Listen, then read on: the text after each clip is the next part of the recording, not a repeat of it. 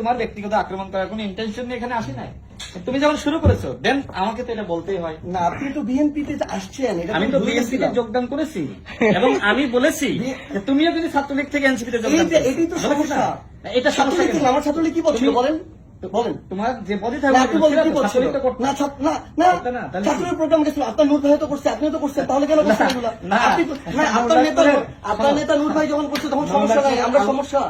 ওনার তো পদ ছিল উপসম্পাদক, আমি তো ছিলাম না। সমস্যা বলি না, অবশ্যই সমস্যা হলো তুমি আমাকে এটা আপনি অসংখ্য টকশোতে বলছেন, অবশ্যই না। আপনি তাহলে গণ অধিকারের থেকে কিভাবে তোমাকে নিয়ে। না, আপনি গণ অধিকারের থেকে বিএনপির এজেন্ডা বাস্তবায়ন করছেন, এটাই ট্রু। না, আমি তো শোনো 22 সাল থেকে বিএনপি এবং গণ অধিকার পরিষদের যুগপৎ আন্দোলন ছিল।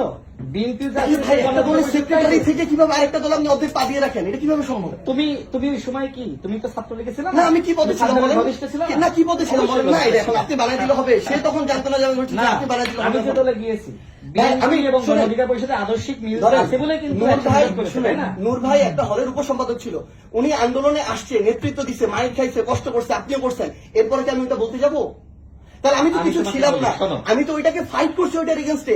4 জুলাই সাদ্দাম হোসেন আমাকে অর্ডার করছে আমাকে হল থেকে বের করে দেওয়ার জন্য, সে তো তার দলীয় কমান্ড ফলো করছে, আর আমি আমার যেটা আকাঙ্ক্ষা, আমার যেটা চাও, আমি ওটা ফলো করছি। তাহলে আপনি তোমার সমন্বয়করাই বলে যে সে এজেন্ট